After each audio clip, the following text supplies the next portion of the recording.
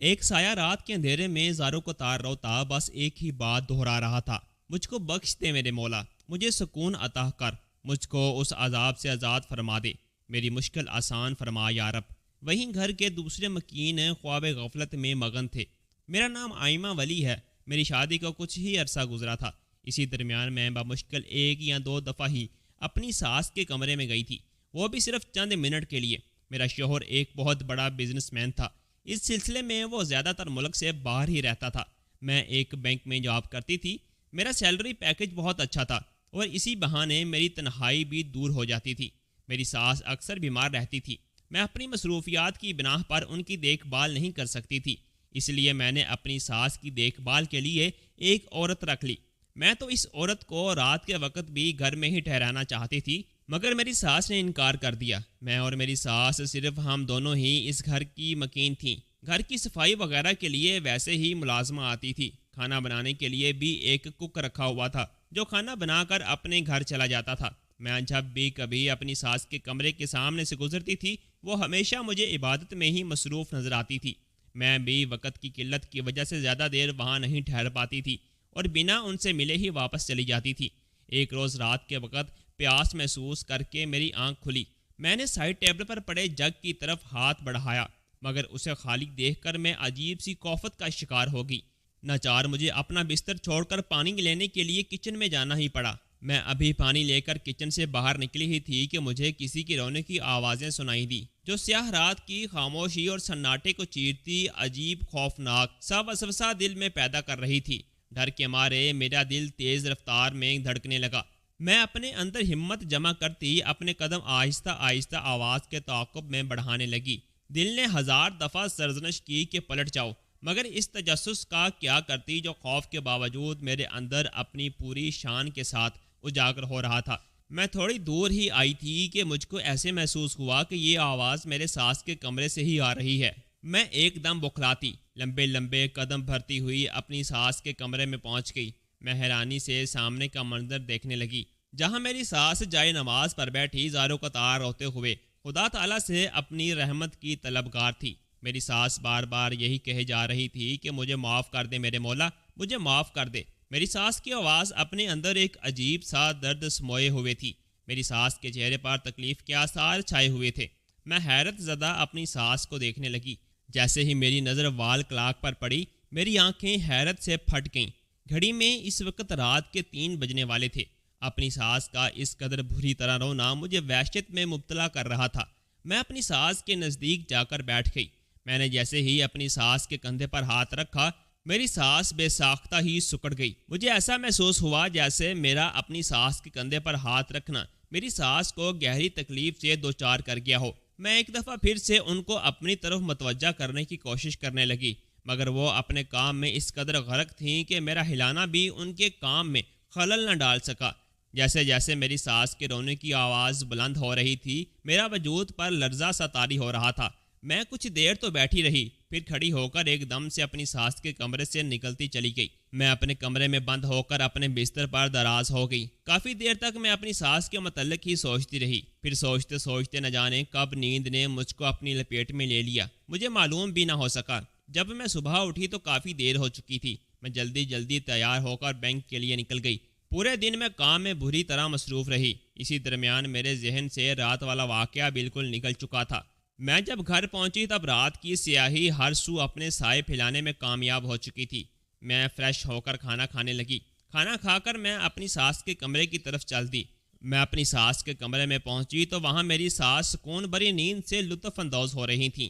میں نے پہلی دفعہ اپنی ساس کو سوتے ہوئے دیکھا تھا۔ میری نظر جیسے ہی ان کے چہرے پر پڑی، میں حیران رہ گئی۔ وہ اپنا مخصوص دوپٹہ اپنے مخصوص انداز میں اپنے چہرے کے گرد مضبوطی کے ساتھ لپیٹے ہوئے تھی۔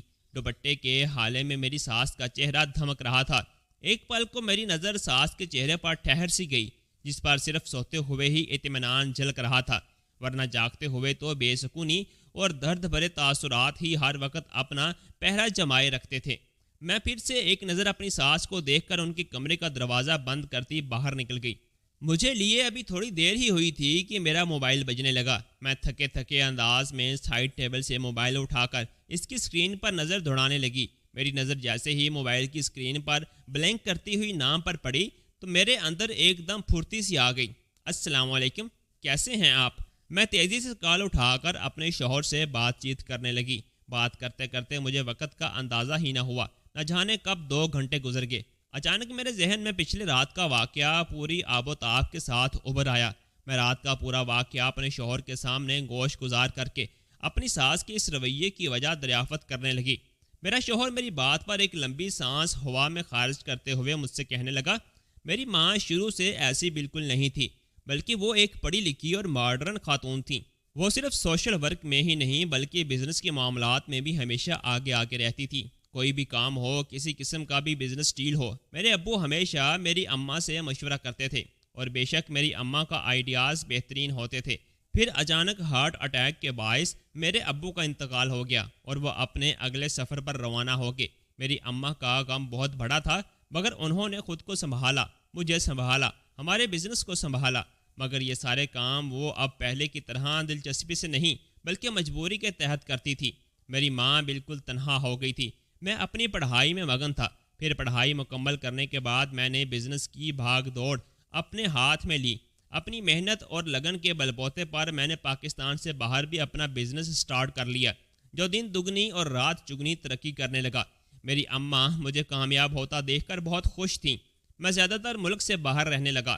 میری اماں تنہا ہو گئیں، وہ اکثر بیمار رہنے لگیں، کبھی کبھی نیند میں چیخنے لگتی تھیں۔ وہ نماز اور قرآن پاک کی پابند تھیں، پوری رات روتی رہتی۔ میری اماں نے لوگوں سے ملنا جلنا بالکل بند کر دیا، وہ تنہا رہتی تھی۔ میں نے انہیں کافی ڈاکٹروں کو دکھایا مگر سب بے سود۔ میں انہیں جب بھی گھر سے باہر نکلنے کا کہتا تو وہ کہتی، یہ تنہائی میری سزا ہے جو میں نے خود کو لیے منتخب کی ہے، بس دعا کرنا بیٹا، وہ رب اور اس کی مخلوق مجھے معاف کر دے۔ میں اپنی اماں کی بات کو سمجھنے سے قاصر تھا۔ خیر، پتہ نہیں ایسی کیا بات ہے جو انہیں رات بھر سونے نہیں دیتی۔ ان کا ضمیر کیوں مطمئن نہیں؟ وہ کون سے گناہوں کی معافی کی طلبگار ہیں؟ مگر اماں نے تنہائی کو اپنا ساتھی مان لیا۔ میرے شوہر کا لہجہ غمگین سا تھا۔ میں نے اور کوئی سوال کرنا مناسب نہیں سمجھا اور شوہر کو اپنا خیال رکھنے کا کہہ کر فون بند کر دیا۔ دن تیزی سے گزرنے لگے۔ میں اپنی جاب میں مصروف رہتی تھی۔ ہفتے یا اتوار کو میرا کہیں نہ کہیں آؤٹنگ کا پروگرام بن جاتا تھا، یا میں اپنے میکے چلی جاتی تھی۔ اسی دوران میں صرف ایک بار اپنی ساس کے کمرے میں گئی تھی۔ تب ہی مجھے معلوم ہوا کہ جس عورت کو میں نے اپنی ساس کی دیکھ بھال کے لیے رکھا ہے، میری ساس اس سے بہت خوش ہیں۔ تھوڑی ہی دیر میں میری ساس نے مجھے ڈھیروں دعاؤں سے نوازا تھا۔ جب میں اپنی ساس کو دیکھتی تھی، میں یہ سوچتی تھی کہ میری ساس اتنی نیک ہیں، اتنی عبادت گزار ہیں، پھر نہ جانے کون سا گناہ ہے جو انہیں اتنا مضطرب رکھتا ہے۔ میں بینک سے چھٹی لے کر آج ذرا جلدی گھر آ گئی تھی، تب ہی اس عورت سے میرا ٹکراؤ ہو گیا۔ میں جھجکتے ہوئے انداز میں اسے مزید اپنی ساس کا خیال رکھنے کی تاکید کرتے آگے بڑھ گئی۔ وہ ملازمہ مجھ سے کچھ کہنا چاہتی تھی، مگر میں اپنے موبائل پر آتی کال اٹینڈ کرتے ہوئے آگے بڑھ گئی۔ ابھی میں نے چند ہی قدم اٹھائے تھے کہ میری سماعت سے اس عورت کی آواز ٹکرائی۔ وہ کہہ رہی تھی، خدا آپ کی ساس کو جلدی مار دے۔ اس عورت کی بات پر میرے چہرے پر ایک دم ناگواری چھا گئی۔ میں فوراً کال کاٹ کر مڑی، مگر وہ عورت خارجی دروازہ عبور کر چکی تھی۔ بھلا وہ ایسا کیوں کہہ رہی تھی؟ میری ساس ایک اچھی خاتون ہیں، عبادت گزار ہیں، پھر اسے ان سے کیا مسئلہ ہو سکتا ہے جو اس نے میری ساس کے لیے ایسا کہا، جبکہ میری ساس تو اس عورت کی بہت تعریف کرتی تھی۔ میرے ذہن میں بہت سے سوالات ابھرنے لگے، مگر میں اپنا سر جھٹک کر اپنے کمرے کی طرف بڑھ گئی۔ میں فریش ہو کر اپنی ساس کے کمرے کی طرف چل دی۔ میں ساس کے کمرے کے نزدیک پہنچ کر دروازے پر لگے ہینڈل پر ہاتھ رکھ کر دروازہ کھول کر اندر داخل ہو گئی۔ میری ساس تھا جیسے انہیں بولنے میں کافی تکلیف ہو رہی ہو۔ میں ان کا حال چال پوچھنے لگی۔ وہ آہستہ آہستہ ہلکی مسکراہٹ کے ساتھ میری باتوں کا جواب دینے لگی۔ اپنی ساس سے بات کرتے کرتے میرے ذہن کے پردے پر اچانک اس عورت کی بات ٹکرائی، خدا آپ کی ساس کو جلد مار دے۔ میرے چہرے سے ایک دم مسکراہٹ غائب ہوگی۔ میں ایک دفعہ پھر سے اپنے آپ کو مطمئن کرنے کے لیے اس عورت کے بارے میں اپنی ساس سے پوچھنے لگی، مگر جس بات کا مجھے خدشہ تھا ویسا کچھ بھی نہ نکلا۔ میری ساس اس عورت سے خوش اور مطمئن تھی۔ میں تھوڑی دیر بعد اپنی ساس کو آرام کرنے کا کہتی ان کے کمرے سے باہر نکل آئی۔ مجھے سوئے ہوئے ابھی تھوڑی ہی دیر گزری تھی کہ کسی کے چیخنے کی آواز نے مجھے جگا دیا۔ تھوڑی دیر تو مجھے سمجھ ہی نہیں آئی کہ کیا ہو رہا ہے۔ پھر جیسے ہی میرے حواس بحال ہوئے میرے ذہن میں سب سے پہلے میری ساس کا خیال آیا۔ میں دوڑتی ہوئی ان کے کمرے میں پہنچی جہاں وہ سر کو پکڑے پریشانی کی عالم میں زور زور سے چیخ رہی تھی، ساتھ ہی ساتھ ایک ہی بات بار بار دہرا رہی تھی، مجھے معاف کر دیں، مجھ کو معاف کر دیں۔ میں جلدی سے اپنی ساس کے قریب پہنچی، سائڈ ٹیبل پر رکھے گلاس میں جگ سے پانی بھرا، ساتھ ہی میڈیسن باکس سے نیند کی دوا نکال کر پانی میں ملا کر انہیں پلانے لگی۔ کچھ دیر تو سنبھالنے کی کوشش کی، تھوڑی دیر بعد ان کی حالت کچھ بہتر ہوئی تو میری جان میں جان آئی، وہ ہلکی ہلکی گنودگی میں جانے لگی، مگر اس وقت بھی یہ کسی معصوم بچے کی طرح مجھ سے فریاد کر رہی تھیں، پلیز تم ان کو کہو نا مجھ کو معاف کر دیں۔ میں انہیں حوصلہ دینے لگی۔ تھوڑی ہی دیر بعد وہ پرسکون ہو کر نیند کی وادیوں میں گم ہو گئیں، مگر ان کا یہ انداز مجھے الجھا گیا۔ میں ان کے سونے کا یقین کرتے ہوئے انہیں اچھے سے کمبل اوڑھ کر کمرے کا دروازہ بند کرتی اپنے کمرے کی طرف چل دی۔ میں بستر پر لیٹی تو آدھے گھنٹے تک صرف اپنی ساس کے بارے میں ہی سوچتی رہی۔ اگلی صبح میں معمول کے مطابق بینک جانے کے لیے تیار ہونے لگی، پھر اچانک کچھ سوچ کر اپنی ساس کے کمرے کی طرف کا رخ کر لیا۔ میں نے دروازہ کھولا، وہ اب بھی گہری نیند میں تھیں۔ میں دروازے پر کھڑی ہو کر ایک نظر ان پر ڈال کر مطمئن ہو گئی اور دروازہ بند کر کے گھر سے نکل گئی۔ بینک پہنچے مجھے تھوڑی دیر ہی ہوئی تھی کہ رات کو نیند پوری نہ ہونے کے باعث میرا سر درد سے پھٹنے لگا۔ میں جلدی چھٹی لے کر گھر واپس آ گئی۔ میں اپنے کمرے میں بیڈ پر لیٹی ہوئی تھی کہ اچانک کمرے کا دروازہ ناک ہوا۔ میں اس وقت سکون چاہتی تھی، دروازے کی آواز میرے سر پر ہتھوڑے کی طرح لگی۔ میں بیزار سا منہ بناتی نہ چاہتے ہوئے بھی اجازت دے دی۔ دروازہ کھلا، وہ عورت اندر داخل ہوئی۔ السلام علیکم باجی، مجھ کو آپ سے کچھ بات کرنی ہے۔ وہ عورت سلام کرتے ہوئے مخاطب ہوئی، پلیز ابھی میں کچھ بھی سننے کے موڈ میں نہیں ہوں، چاہتے ہوئے دروازہ بند کر جانا۔ میں بیزاری سے کہتی آنکھیں بند کر گئی۔ وہ عورت ایک نظر مجھ پر ڈال کر دروازے کی طرف بڑھ گئی۔ خدا آپ کی ساس کو جلد مار دے، خدا تعالیٰ ان کی آزمائش کو ختم کر دے۔ اس کی آواز کے ساتھ دروازہ بند ہونے کی آواز بھی آئی۔ اس کی بات مجھ کو بہت ناگوار گزری۔ میں ان ساری باتوں کو جھٹک کر سر درد کی دوا لے کر سونے کی کوشش کرنے لگی۔ میں ان حالات سے بیزار ہو چکی تھی، مجھے سکون اور کسی بہتر ماحول کی اشد ضرورت تھی۔ اس لیے اگلے دن ہی اس عورت کے آتے ہی میں اسے چند ضروری ہدایات دینے لگی۔ میرا ارادہ چند دن میکے میں گزارنے کا تھا اور اس بارے میں اپنے شوہر سے بھی بات کر چکی تھی۔ پہلے تو میرے شوہر نے اعتراض کیا، مگر میرے یہ کہنے پر کہ میرے آنے سے پہلے بھی تو میری ساس اکیلی رہتی تھی اور اگر تم چاہو تو میں اس عورت کو کہہ دوں گی کہ وہ رات کو بھی یہیں ٹھہر جائے گی، وہ ان کا پورا خیال رکھے گی۔ میرے شوہر کو ماننا ہی پڑا۔ میں اپنا سامان لے کر کمرے سے نکلی تو سامنے وہ عورت کھڑی تھی۔ گارڈ پھر سے نہیں، میں اسے دیکھ کر بیزاری سے کہتی اسے نظر انداز کرنے لگی، مگر وہ پھر بھی مجھے آواز دینے لگی۔ میں اس کی آواز کو ایسے نظر انداز کرنے لگی جیسے مجھے کچھ سنائی ہی نہ دے رہا ہو۔ اس سے پہلے کہ میں خارجی دروازے کو عبور کرتی، میری سماعت سے پھر سے اس عورت کے وہی الفاظ ٹکرائے۔ یہ سننا تھا کہ میرے اندر وبال سا اٹھنے لگا۔ میں تیش میں آتی مڑی اور اپنے قدم واپس لیتی اس عورت کے نزدیک جا پہنچی۔ تمہارے ساتھ آخر مسئلہ کیا ہے؟ آج بتا ہی دو مجھے، کیوں میری ساس کے پیچھے پڑ گئی ہو؟ کیا بگاڑا ہے آخر میری ساس نے تمہارا جو تم ان کے لیے روزانہ مرنے کی دعا کرتی ہو؟ شرم نہیں آتی؟ میری ساس تو تمہاری اتنی تعریف کرتی ہیں اور تم، میں ابھی اسی وقت تم کو جاب سے نکال دیتی، مگر صرف اپنی ساس کی وجہ سے تم کو معاف کر رہی ہوں۔ وہ تم سے خوش ہیں اور پلیز آئندہ میرے سامنے یہ بات دوبارہ مت کہنا۔ میں اس عورت کو اچھا خاصا جھاڑ گئی اور بنا اس کو کچھ کہنے کا موقع دیے وہاں سے نکلتی چلی گئی۔ مجھ کو اپنے میکے آئے ہوئے 2 دن ہو گئے تھے، مگر میں نے ایک دفعہ بھی گھر پر فون کر کے اپنی ساس کی خیریت دریافت نہیں کی تھی۔ میں تو بلکہ شکر ادا کر رہی تھی کہ چلو کچھ دن تو سکون کے میسر آئے۔ ایک دن میں اپنے بھتیجے بھتیجی کے ساتھ گھومنے باہر آئی ہوئی تھی، تب ہی میرے موبائل پر میری ساس کی ٹیک کیئر کی کال پر کال آنے لگی، مگر میں کال کو اگنور کرتی انجوائے کرنے لگی۔ شام کو جب میں گھر پہنچی تو میری نظر میری ساس کی ٹیک کیئر نمبر سے آئے میسیجز پر پڑی تو میری جان نکل گئی، کیونکہ اس میسیج میں میری ساس کے انتقال کی ہولناک خبر تھی۔ گویا میرے حواس میرا ساتھ چھوڑ گئے تھے، میرا دماغ بالکل سن ہو گیا۔ جیسے ہی میرے حواس تھوڑے بحال ہوئے، میں بنا اپنے گھر والوں کو بتائے فوراً سے کار پوچھ کی طرف بھاگی۔ کار میں بیٹھ کر میں تیزی کے ساتھ کار چلاتی جلدی اپنے سسرال پہنچی۔ اسی دوران 1-2 دفعہ میرا ایکسیڈنٹ ہوتے ہوتے بچا۔ میرے سسرال میں ہر طرف رش لگا ہوا تھا۔ درمیان میں پڑی ڈولی پر میری ساس کفن اوڑھے لیٹی ہوئی تھی۔ لوگوں نے بینڈ ڈالا ہوا تھا، پورے گھر میں چٹائیاں بچھی ہوئی تھیں۔ میری نظر جیسے ہی اس عورت پر پڑی، میرے اندر وبال سا اٹھنے لگا۔ وہ عورت میری ساس کی ڈولی کے نزدیک بیٹھی آنسو بہا رہی تھی۔ مجھ کو اس عورت سے نفرت سی محسوس ہونے لگی، جو ویسے تو ہر وقت میری ساس کے مرنے کی دعا کرتی رہتی تھی، اب کیسے دکھاوا کر رہی تھی۔ میں طیش میں آتی اس عورت سے باز پرس کرنے لگی، کیونکہ مجھے لگ رہا تھا کہ ضرور اس عورت نے ہی کچھ ایسا کیا ہے جس کی وجہ سے میری ساس کا انتقال ہوا ہے، ورنہ میری ساس تو بالکل ٹھیک تھی۔ وہ قسم کھا کھا کر مجھے یقین دلانے کی کوشش کرنے لگی کہ اس نے کچھ نہیں کیا۔ میں نے جب اس کی کسی بات کا یقین نہیں کیا تو وہ عورت مجھ کو میری ساس کے نزدیک لے جا کر کہنے لگی کہ میں اپنی ساس کے چہرے سے کفن اٹھاؤں۔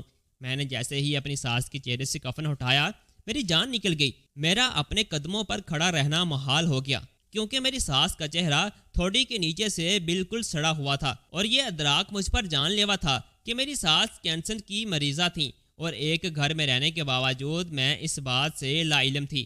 مجھ کو اب اس بات کا اندازہ ہوا کہ کیوں اس رات میری ساس اپنے کندھوں پر ہاتھ رکھنے سے سسک رہی تھیں، کیوں ہر وقت میری ساس کے چہرے پر درد بھرے تاثرات چھپے رہتے تھے، کیوں میری ساس کو بولتے ہوئے اتنی تکلیف ہوتی تھی، کیوں وہ ہر وقت دوپٹہ اپنے گرد لپیٹے رکھتی تھی جو ان کے ہونٹ تک کے حصے کو کور کر کے رکھتا تھا۔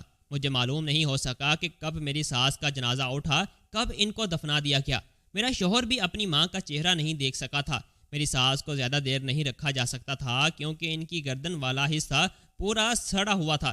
میرا شوہر بار بار یہ کہہ رہا تھا کہ کاش وہ اپنی ماں کے پاس رہتا، وہ کیسے ان سے اس قدر انجان رہ سکتا ہے۔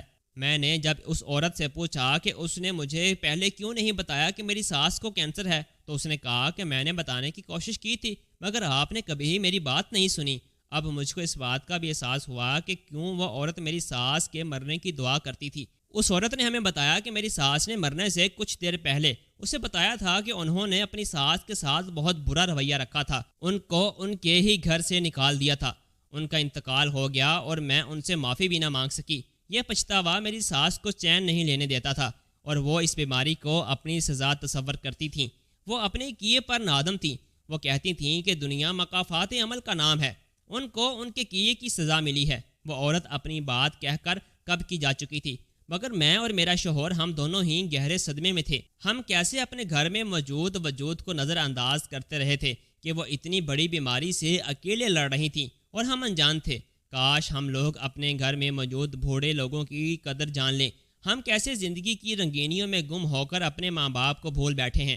ہمارے پاس دوستوں کے ساتھ گھومنے کا وقت تو ہوتا ہے، مگر اپنے ماں باپ کے ساتھ بیٹھنے کے لیے 2 پل نہیں ہوتے۔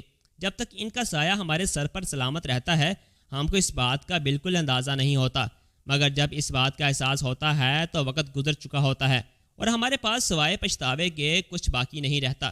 خدا کے لیے اپنے ماں باپ کی قدر کریں، جن کا لاغر اور کمزور وجود آپ کے گھر کا مضبوط شجر ہوتا ہے، مگر ہم بے خبر اپنی موج مستیوں میں مگن ہوتے ہیں اور ان کے وجود کو سرے سے ہی فراموش کر بیٹھتے ہیں۔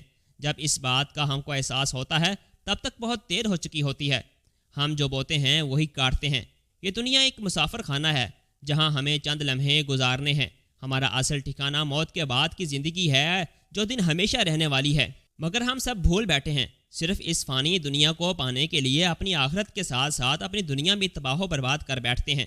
مجھ کو یہ بات بار بار پریشان کرتی ہے کہ کاش میں اس عورت کی بات سن لیتی تو شاید آج حالات مختلف ہوتے۔ میرے اور میرے شوہر کی زندگی میں ایک کاش ہمیشہ رہے گا جو ہمیں تمام عمر ستائے گا، مگر اب پچھتاوا کیا ہوتے جب چڑیاں چگ گئی کھیت۔ کاش ہمیں وقت سے پہلے عقل آ جائے، کاش، مگر اکثر دفعہ ہم پوری زندگی صرف کاش کاش کرتے ہی گزار دیتے ہیں۔ دوستو، اگر کہانی اچھی لگی ہو تو ویڈیو کو لائک اور یوٹیوب چینل سمی ٹی وی کو سبسکرائب لازمی کر دیجیے گا، تاکہ ہماری آنے والی ویڈیوز آپ لوگوں تک بآسانی پہنچ سکے۔ اللہ حافظ۔